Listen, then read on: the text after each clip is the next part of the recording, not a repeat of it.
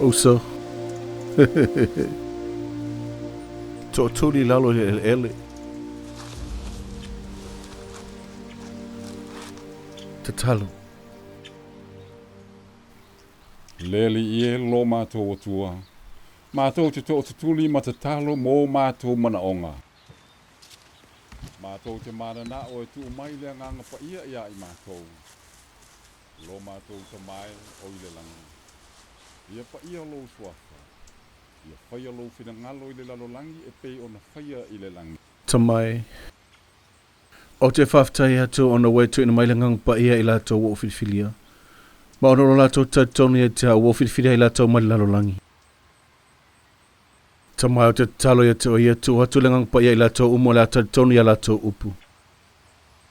Tamai o te talo ia te o e mo i latou. Whapea fo i latou o le tautonu ia latou upu. Ia tautonu ia te au. Ia o te tonu i latou. E pei o ni ai o e tamai tonu ia te au. Ia tasi i mātou.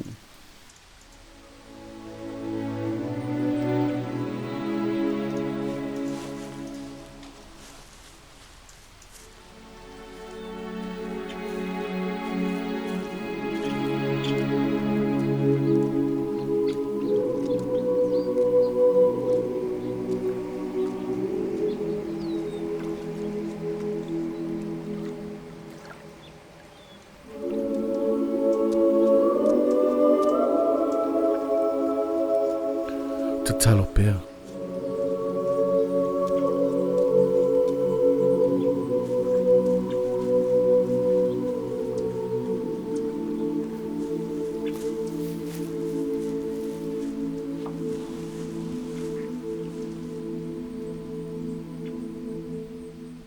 Tamai.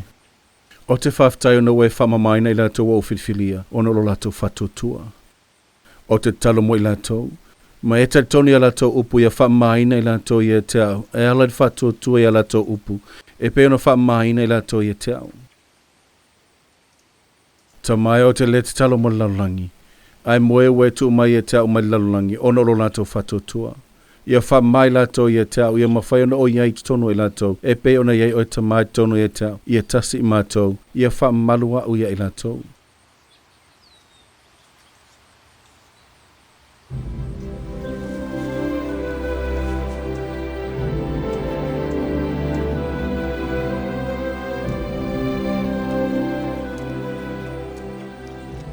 O te leiva ai lawa is faatuatua te le whapea i tangata i taia uma.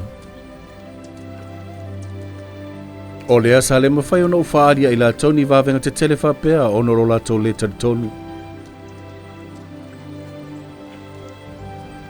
E lei se taso i latou, ua waai ni mea sisili e pe ono tō waai iai. Pe whaalongo fo i ni mea sisili pe ono tō whaalongo iai.